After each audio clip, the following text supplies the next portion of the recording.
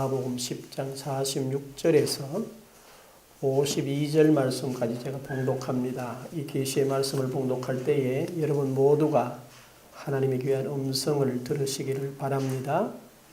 그들이 여리고에 이르렀더니 예수께서 제자들과 허다한 무리와 함께 여리고에서 나가실 때에 디메오의 아들인 맹인 거지 바디메오가 길가에 앉았다가 나사렛 예수시란 말을 듣고 소리질러 이르되 다윗의 자손 예수여 나를 불쌍히 여기소서 하거늘 많은 사람이 꾸짖어 잠잠하라 하되 그가 더욱 크게 소리질러 이르되 다윗의 자손이여 나를 불쌍히 여기소서 하는지라 예수께서 머물러 서서 그를 부르라 하시니 그들이 그 맹인을 부르며 이르되 안심하고 일어나라 그가 너를 부르신다 하매 맹인이 겉옷을 내버리고 뛰어 일어나 예수께 나오거늘 예수께서 말씀하여 이르시되 내게 무엇하여 주기를 원하느냐 맹인이 이르되 선생님이여 보기를 원하나이다 예수께서 이르시되 가라 내 믿음이 너를 구원하였느니라 하시니 그가 곧 보게 되어 예수를 길에서 따르니라. 아멘. 우리가 오늘 읽은 이 본문 마가복음 10장 46절에서 52절 이 본문은 상황이 대단히 위중하다고 그럴까요? 왜냐하면 이제 예수님의 생애가 불과 일주일 정도밖에 시간이 남질 않았습니다. 바로 그 일주일 여간에 일어난 사건, 그리고 예수님 생애로서는 마지막으로 일으킨 기적을 기록하고 있습니다. 특별히 겟세마네 동산에서 그 말고의 길을 고치신 사건 이후에 그거 놔놓고 마지막 사역 여정에서 일어났던 기적을 기록하고 있습니다. 그리고 여러분이 아는 대로 특별히 여리고 하면 여러분 마음에 신구약에 굉장히 우리 이미지가 깊이 남죠. 여리고 그러면 어떤 생각이 듭니까? 먼저는 여리고라고 이렇게 생각이 들 때에 제일 먼저 요단강을 건너가서 가나안 땅 첫 관문으로 있는 성이 여리고성입니다. 그리고 이 여리고성에서 아주 정감 있는 걸 발견할 수 있는데 아마 이때 당시에 여리고성을 방문했던 정탐꾼 중에 한 사람이 살몬이었던 것 같아요. 그래서 마태복음 1장에 보게 되면 살몬은 나합에게서 누구를 낳고 보아스를 낳았더라 고 하는 그런 기록이 있어요. 그런 거 보면 정탐꾼 살몬과 또한 이 여리고 성문에 있었던 기생 라합과의 그 짧은 찰나의 만남이었는데 그들이 부부가 되고 또 그들이 부부가 됨과 동시에 거기에서 보아스가 나게 되고 보아스에게서 오벳이 낳고 오벳에게서 이새가 나고 이새에게서 다윗이 나고 다윗에게서 누가 이어지죠? 그리스도까지 이어지는 이 참 놀라운 역사가 이 여리고에서 열려지게 됩니다. 그리고 또 하나는 여리고는 여러분이 아는 대로 이 기생 라합이 정탐꾼들에게 그들을 숨겨주고 보호해주면서 조건이 있어요. 내가 당신들을 숨겨주고 보호해줬으니 나와 내게 속한 모든 사람들의 생명을 건져줘야 될 것 아니냐. 그렇게 말했더니 정탐꾼들이 그렇게 말을 합니다. 좋다. 그렇다면 너희 집 담벼락에다가 붉은 천을 하나 내려놔라. 그러면 그 천을 보고 우리가 이 여리고성을 점령할 때에 그 집만은 피하리라. 그렇게 해서 그 집만을 구원받게 되는, 그러면서 그 붉은 천이 바로 뭐를 상징합니까? 그리스도의 십자가와 보혈을 상징하는 많은 의미들을 부여할 수 있는 그런 역사가 있었던 곳이 여리고입니다. 그리고 또한 특별히 재미난 건 뭐냐 하면 이 여리고는 여호수아 6장 26절에서 27절을 보면 여호수아가 완전히 이스라엘을 멸망시켜요. 그러면서 뭐라고 표현을 하느냐 하면 이렇게 말합니다. 앞으로 만일 누구든지 내가 이 멸망시킨 여리고를 다시 건축하게 될 때는 먼저 터를 쌓을 때는 그 틀을 쌓는 사람의 맏아들이 죽을 것이고 이어서 문을 달 때는 그 막내 아들이 죽을 것이다 라고 그 성을 재건축하는 자들을 향하여 여호수아가 저주를 선포하게 됩니다. 그런데 이 이야기가 실제로 열왕기상 16장 34, 5절에 보게 되면 베델 사람 히엘이라는 사람이 여리고성을 건축하려고 틀을 닦습니다. 그때의 맏아들 아비람이 죽게 돼요. 그러면 그만둬야 되는데 이 사람이 계속해서 진행을 하게 됩니다. 성문을 달 때에 막내 아들 수굽이라고 하는 아들이 죽는 그런 아주 역사가 깊은, 그러면서도 이 여리고에게는 많은 도시의 관문인과 동시에 여러 상권을 이어주는 그런 중요한 위치에 있다 보니까 많은 사람들이 오가게 되고 경제적으로 상당히 부흥이 있는 그런 도시였습니다. 이 도시가 바로 어디로 연결이 되느냐 하면은 지금 우리가 본문 읽은 대로 그대로 구약의 여리고랑 신약의 여리고가 큰 차이가 없어요.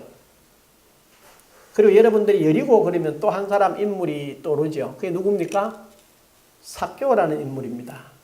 예수님께서 여리고에 막 들어섰을 때 세리장이었고 부자였던 삭개오가 키가 적어서 예수님을 보려고 어디 나무에 올라갔어요? 올리브 나무에 올라가서 밑을 이렇게 내려보고 있는데 누가? 주님께서 오셔가지고 위를 쳐다보면서 말합니다. 삭개오야 내려오라. 내가 오늘 내 집에 유하여야 하겠다. 그때 여러분 그냥 우리가 읽으면 그냥 읽는데 상상해보면 놀라운 이야기입니다. 왜냐하면 자기가 예수님을 보려고 갔는데 자기는 예수님에 대해서 전혀 생면부지란 말이죠. 근데 그분이 나무 밑에서 자기를 쳐다보고 하는 말이 삭개오야 내려오라. 내가 오늘 네 집에 들어가서 유하겠다. 이 참 기적적인 이야기예요. 그래서 삭개오가 급하게 내려옵니다. 내려와서 절을 하면서 뭐라고 그래요? 주님, 내가 만일 남의 것, 도적질한 것, 토색한 것이 있으면 4배를 갚을 것입니다. 그리고 내 재산의 전부를, 내 재산 가운데 절반을 가난한 모든 사람들에게 내어주겠습니다. 그랬더니 주님 뭐라고 그러세요? 오늘 이 집에 뭐가 이르렀어요? 구원이 이르렀다. 이도 곧 아브라함의 자손이다. 라고 하는 아주 이렇게 우리가 성경 스토리에 보게 되면 여러 가지 재미있는 내용들이 많아요.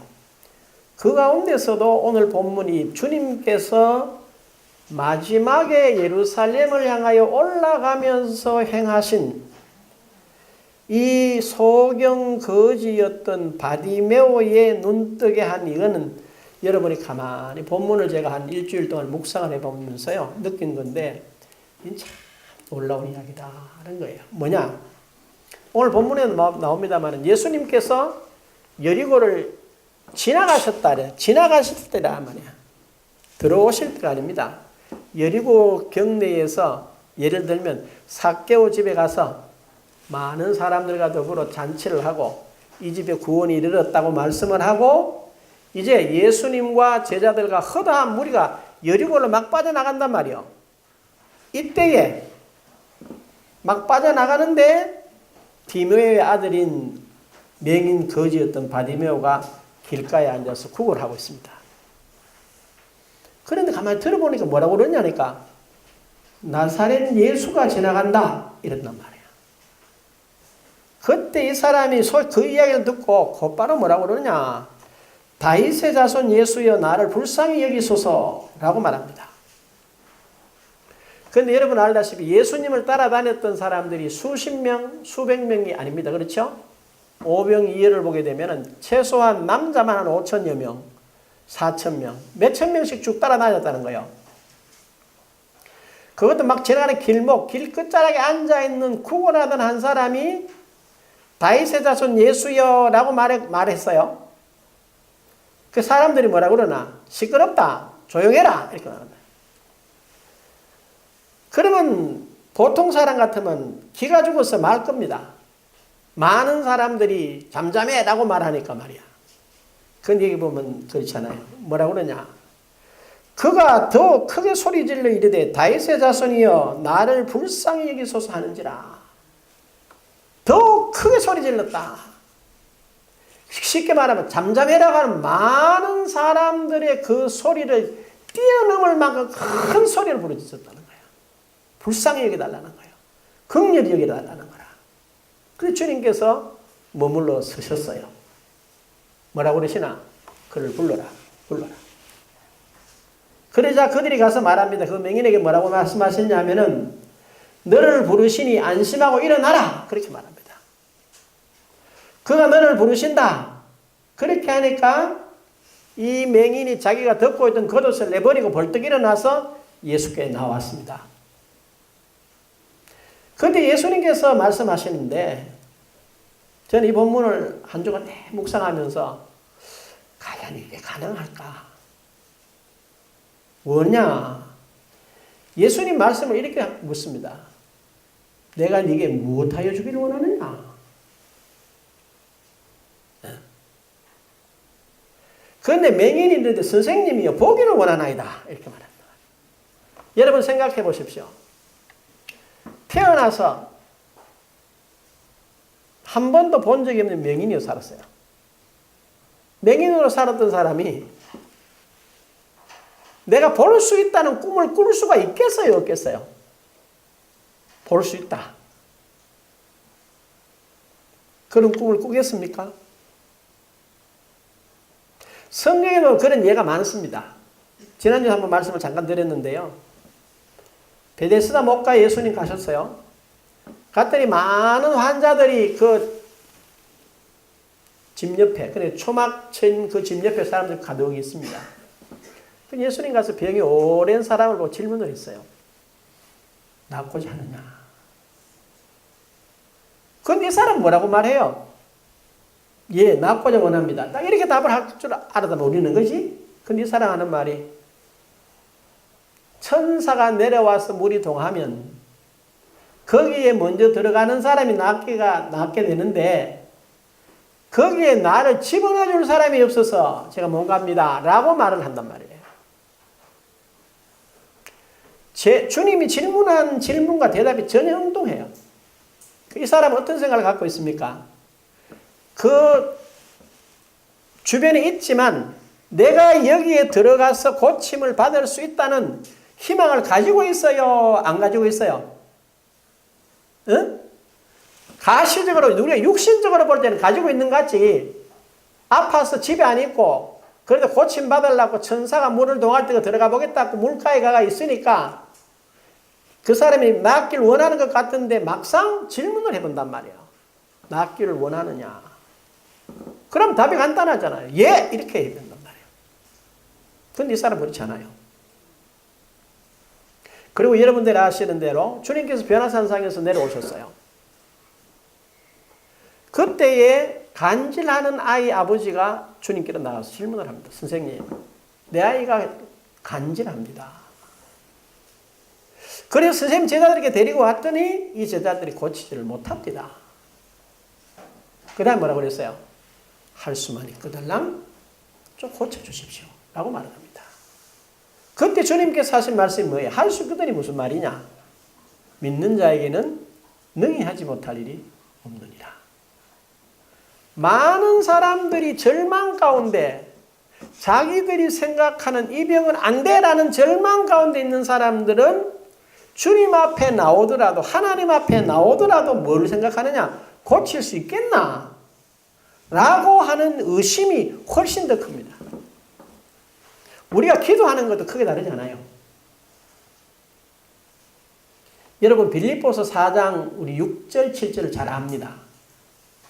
6절 한번 외워보실래요? 같이. 시작.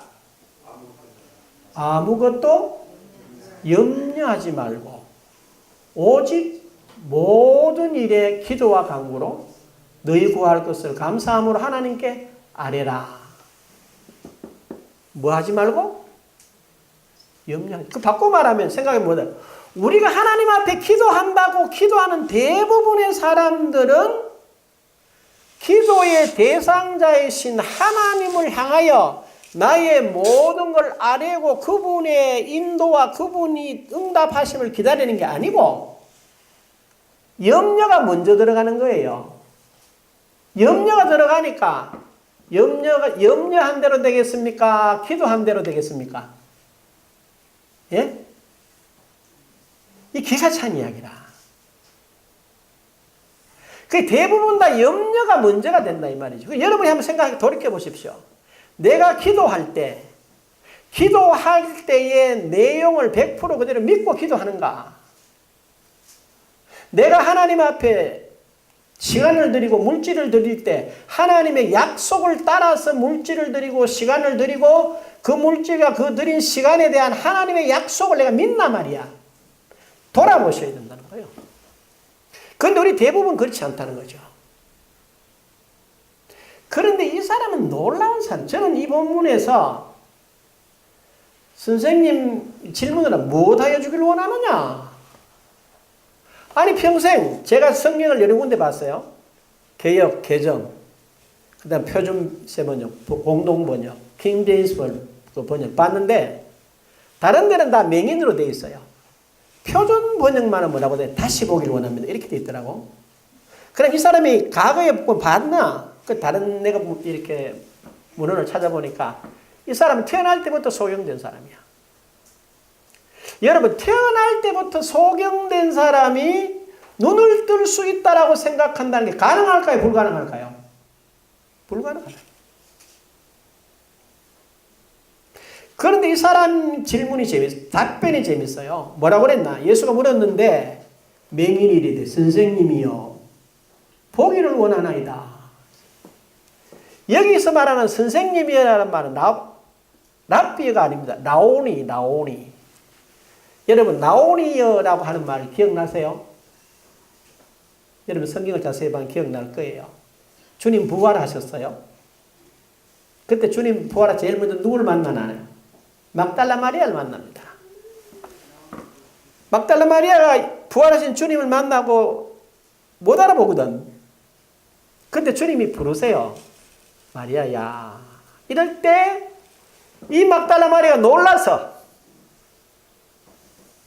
라오니요. 그건 뭘 말하나? 아니 당신은 바로 나의 주님이셨던 그 메시아 아닙니까? 라는 고백이라는 거야. 이 사람이 지금 그 고백을 하는 거야. 라오니요. 다윗의 자손 나오니요. 내가 기다리던 메시아가 아닙니까? 그러므로 나는 보기를 원한다.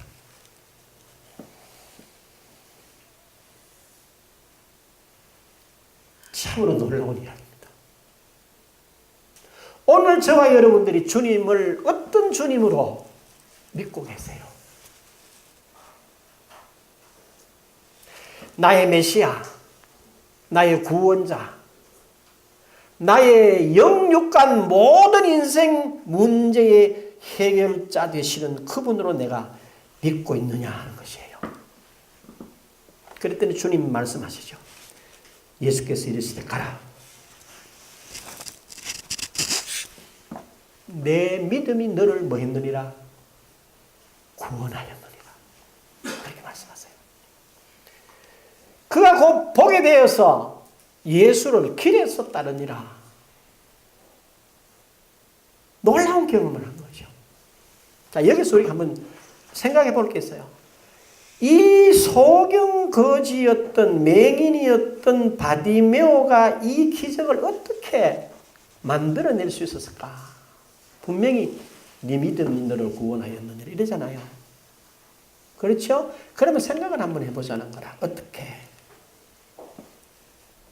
사실은 말이죠. 여러분들이 요한복음 9장을 기억하세요? 제자들이 주님께 이런 질문을 하세요. 선생님, 저 사람이 맹인인데 누구의 죄로 말미암아 맹인이 되었습니까? 라는 거죠. 그때 예수님 당시의 유대인들은 맹인이나 질병을 가지게 되면 그 질병은 누구로부터 왔다고요? 하나님의 저주라고 생각을 합니다. 그 저주가 부모의 죄가 아니면 본인의 죄 때문이라고 생각을 하는 거예요. 그런데 이 바디메오라는 사람은 맹인이 되어서 길거리에 앉아서 구걸을 합니다. 구걸을 하는 그 사람 마음에 누구 죄 때문에 내가 이 맹인이 되고 이 구걸을 하고 있느냐라고 하는 본인의 처지를 돌아보면요. 얼마나 원망스러웠겠어요. 그렇죠? 그리고 감히 자기 스스로가 자기를 생각해봐도 사람들이 자기를 존중할 리가 없다는 거야. 사람들이 멸시하는 소리, 업수이 여기는 소리, 그런 소리가 들려오고 그런 위치에 있다면 사실은 살고 싶지 않을 거란 말이에요. 그런데 말이죠. 여러분이 알다시피 그의 일상생활이 길거리에 앉아서 구걸하다 보니까 뭘 하겠어요? 참 놀라운 게 하나 있어요. 제가 최근에 본 책 중에 재미있는 게 하나 있는데요. 긍정의 내라는 책이 있어요. 긍정의 내. 근데 이 사람이 그 책 내용을 썼는데요. 기가 차게 썼어요. 이 사람 뇌과학자예요. 젊은 사람인데 아침에 일어나니까 미국 사람인데 샤워를 하려고 샤워장으로 쏙 들어가는데 아니 이상하게 한쪽이 무너지더랍니다. 이게 수족에 이제 중풍이 온 거죠. 쉽게 말하면. 그런데 이게 무너지는데 말이죠. 스물스물 무너져 가는데 이걸 이 사람이 다 기억을 하는 거예요. 쭉 기억을 해놓고 이제 잔에 우뇌가 있는데요. 뇌가 두 쪽 있다는 거예요. 잔해가 다 상실되니까 우뇌가 이렇게 활동을 하기 시작하는데 너무나 놀라고 경이롭더라는 거죠. 그러면서 이렇게 표현했어요. 하나님이 사람을 만드는 참 특이하게 만드셨다. 어느 것 한쪽이 무너지면 반드시 무너진 그것을 극대화할 수 있도록 그 상대편에 다른 편에 하나님이 주신 또 다른 달란트가 있더라는 거예요. 이 사람 맹인이니까 못 보니까 뭐가 밝겠습니까? 귀가 밝겠지. 귀만 밝지 않아요. 맹인들 특징이 하나 있어요. 여러분이 아시는 대로 우리 오 목사님이랑 같이 있어서 제가 일주일에 2번씩 목사님하고 같이 전도를 나가는데 다니면 특징이 하나 있어요. 항상 저보다 한 발 앞서 나가요. 나 따라 천천히 가면 괜찮을 텐데 나보다 한 발 앞서서 스틱을 짚고 가다 보면 반드시 돌뿌리를 차거나 이렇게 쿡 이렇게 떨어진다고. 아니 천천히 가세요. 예 하고 또 그리 가더라고. 근데 물어봅니까? 왜 그럽니까? 이렇게 물어보니까 목사님 나도 모르게 자꾸 바빠져요. 같이 가면 처질 것 같은 기분이 느껴지는데 자꾸 빨리 간대요. 그러면서 뭐가 다른지 아세요? 굉장히 민감해요. 보통 이야기를 하는데 그냥 안 듣고 굉장히 민감하게 들어요. 그런데 생각을 이 바디메오가 어떻게 들었을까? 구걸을 하면서 들려오는 소리 가운데 나사렛 예수에 대한 이야기를 들은 거예요. 나사렛에서 웬 선지자가 한 사람 났는데 이 사람이 재미있는 사람이다. 어떤 사람이냐? 그 사람이 손수 각 회당에 들어가서 천국의 복음을 가르치면서 모든 병자를 고친단다라는 소문이 자기 귀에 들려온 거예요. 그런데 말이죠. 그 소문을 들었을 때 이 바디메오가 뭐라고 그랬겠어요? 할렐루야 그랬을 것 같아요. 사람이니까 똑같았을 것 같아. 어쩌란 말이냐. 이렇게. 어쩌란 말이냐. 나와 그 사람과 무슨 상관이 있단 말이냐. 라고 생각을 했을 겁니다. 충분히. 그렇죠? 자기 처지를 메시아 앞에 한번 내놓아 봤어요. 그러면 과연 그분이 구원자라면 내 눈을 뜰 수 있단 말인가? 라고 하는 이런 수많은 갈등이 이 바디메오 속에는 일어났다고 저는 확신합니다. 된다 안 된다.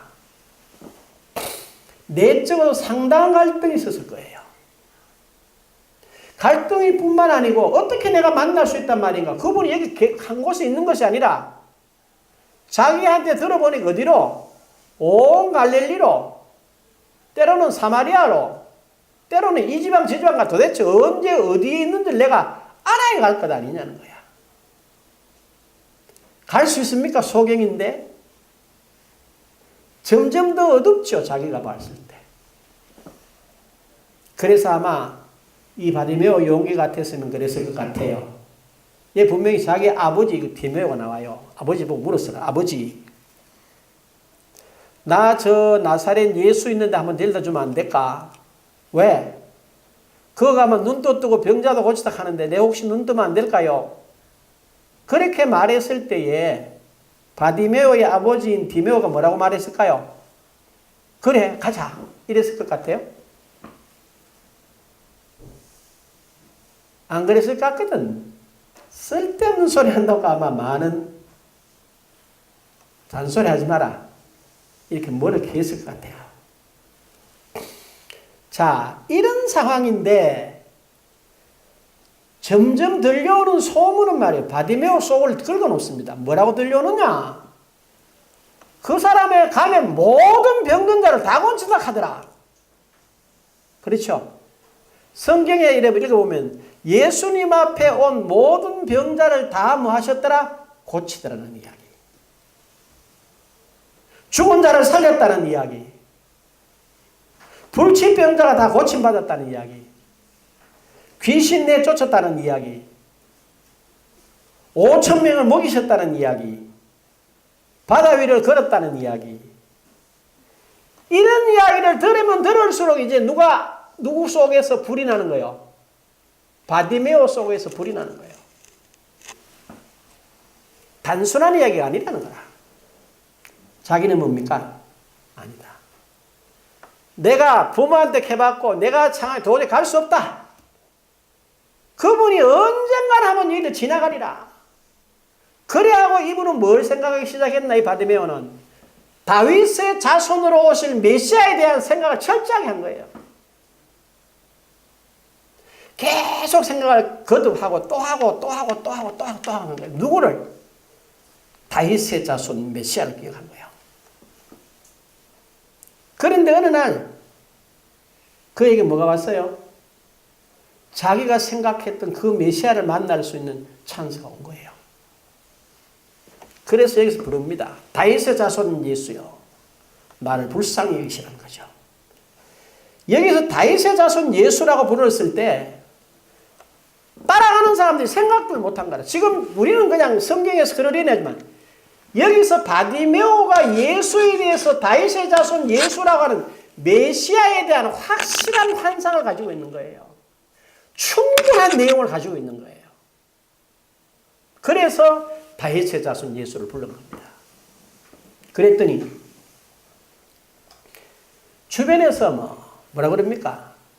무리가 꾸짖습니다. 시끄럽다. 조용해라. 이렇게 말하죠. 굉장한 방해였겠죠. 그랬더니 그가 더욱더 크게 소리 질렀어요. 더욱더 크게 소리 지른 순간에 예수께서 부르라고 이렇게 말합니다. 불렀어요. 여기서 우리 하나 생각해야 합니다. 저와 여러분이 신앙으로 살아간다고 할 때에 우리를 도와주는 사람만 있을 것 같죠? 그렇지 않습니다. 우리를 도와주는 사람보다는 여러분이 신앙생활을 하려고 그러면요, 최소한 4가지를 기억해야 합니다. 첫째 뭐죠? 씨 뿌리는 비유에서 보면 씨 뿌리는 자가 뿌리를 나가서 뿌릴새, 씨앗이 땅에 떨어져 뭐요? 뿌리를 박지 못하면 누가 먹어버려? 귀신이 와서 뺏어가버려요. 지금 말씀을 제가 전하고 있는 여러분 가운데 여러분 심령에 누가 역사한다고요? 귀신이 역사한다는 걸 기억해야 돼요, 여러분이. 말씀을 잘 듣고 저 말씀을 내가 마음에 심어야 되겠다는 생각을 가지고 심어야 되겠는데 찰나예요. 말씀을 묵상하거나 아주 짧은 순간, 딴 생각하는 순간에 뿌려진 말씀을 뺏어가 버린 거라. 누가? 귀신이 뺏어간다는 거라. 그건 아무도 못 막아. 여러분 기억하세요? 예수님께서 마지막 만찬을 하실 때 분명히 말씀합니다. 너희 중 한 사람이 나를 팔리라. 그때 누가 저렇게 해서 그 이야기를 해요? 다른 여자가 들었지. 팔라고 생각을 했는데 너희 중에 한 사람 말을 팔리라는 말을 들었을 때 섬찟했겠어요? 섬찟 안 했겠어요? 섬찟했어요. 한마디 더 하세요.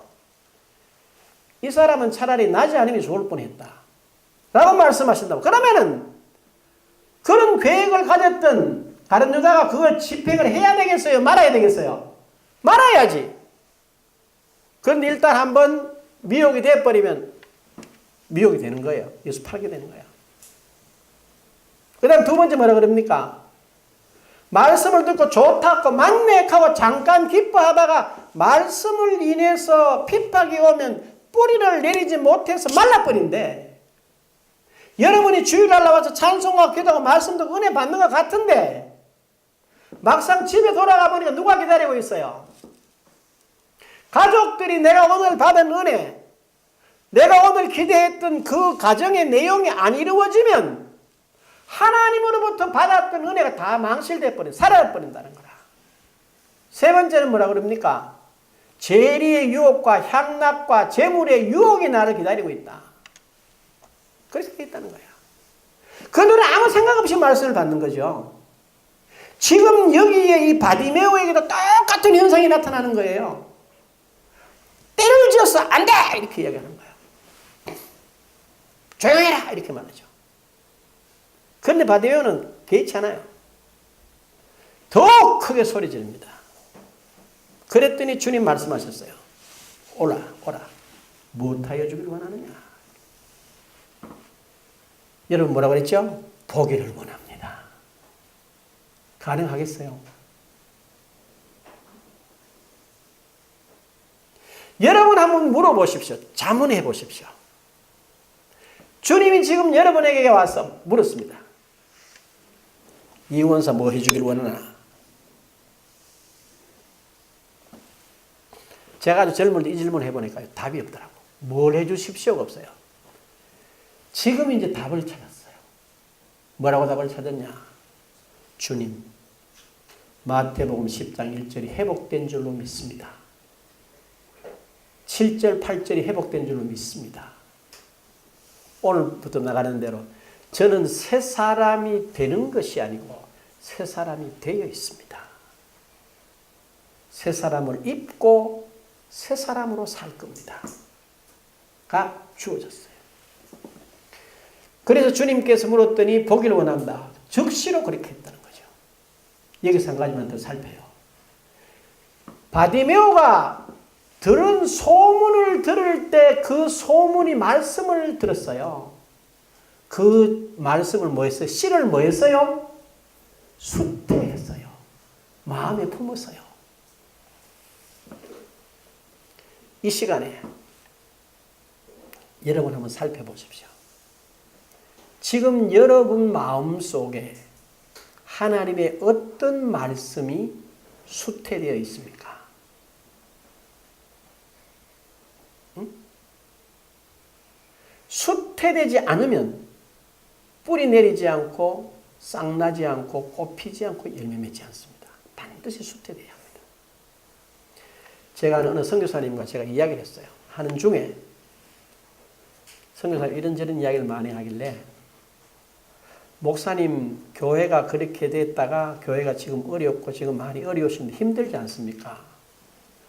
그래 웃으면서 힘 안 드는데요 이랬어요.